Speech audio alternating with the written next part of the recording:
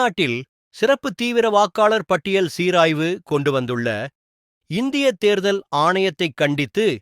மதசார்பற்ற முற்போக்கு கூட்டணி சார்பில் ராமநாதபுரம் மாவட்ட ஆட்சியர் அலுவலகம் முன் மாவட்டக் கழக செயலாளரும் சட்டமன்ற உறுப்பினருமான காதர் பாட்ஷா முத்துராமலிங்கம் தலைமையில் மாபெரும் கண்டன ஆர்ப்பாட்டம் நடைபெற்றது. இதில் பரமக்குடி சட்டமன்ற உறுப்பினர் முருகேசன், திருவாடனை சட்டமன்ற உறுப்பினர் கருமாணிக்கம், ராமநாதபுரம் நாடாளுமன்ற உறுப்பினர் நவாஸ்கனி, முன்னாள் அமைச்சர்கள் சத்தியமூர்த்தி, அன்வர் ராஜா, மாநில இளைஞரணி துணைச் செயலாளர் இன்பா ரகு, மாநில மகளிர் அணி துணைச் செயலாளர் பவானி ராஜேந்திரன், முன்னாள் சட்டமன்ற உறுப்பினர் முருகவேல், ராமநாதபுரம் நகர் மன்ற தலைவர் கார்மேகம், துணைத் தலைவர் பிரவீன் தங்கம்,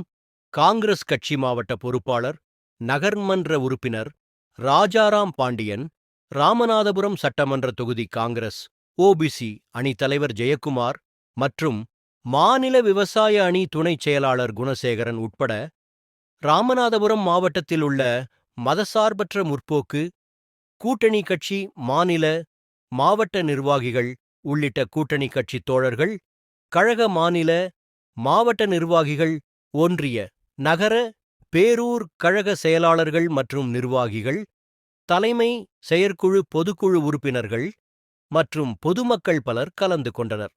நம் நாடு டிவி நியூஸ் செய்திகளுக்காக தலைமைச் செய்தியாளர் ராமநாதபுரம் ராமு. பறிக்காதே பறிக்காதே பறிக்காதே